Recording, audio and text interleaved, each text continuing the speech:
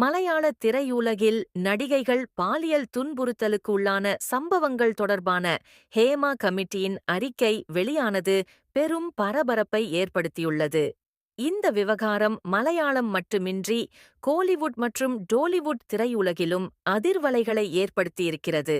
சில கோலிவுட் நடிகைகளும் ஹேமா கமிட்டிக்கு புகார் செய்துள்ளனராம்.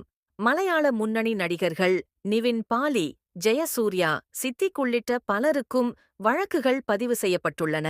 இந்த விவகாரம் குறித்து நடிகர் சரத்குமார் சமீபத்தில் கருத்து தெரிவித்துள்ளார். பாஜக மாநில பொதுச் செயலாளர் ராம் சீனிவாசன் பிறந்தநாள் விழாவில் பங்கேற்றபின் செய்தியாளர்களை சந்தித்த அவர், ஹேமா கமிட்டி அறிக்கையில் மொத்தம் 281 பக்கங்கள் உள்ளன. அதில் 160 பக்கங்களை மட்டுமேதான் படித்துள்ளதாக கூறினார்.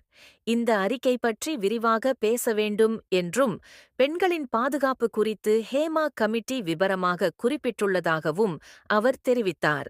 மேலும் ஹேமா கமிட்டியின் விசாரணையில் நடிகைகள் கேரவனில் கேமரா இருந்ததாக அச்சப்படுவதாக தெரிந்ததையும் அவர் சுட்டிக்காட்டினார். மலையாள திரையுலகில் இருந்த குற்றச்சாட்டுகள் குறித்து பொது கருத்து தெரிவிக்க முடியாது. அவர்களின் குற்றத்தை நிரூபிக்க வேண்டும் என்பது அவசியம்.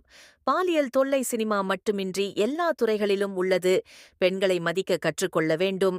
தவறானவர்கள் கடுமையான தண்டனைக்கு ஆளாவார் என்றால் மட்டுமே இந்த பிரச்சினை சரியாக முடியும் என அவர் கூறினார்.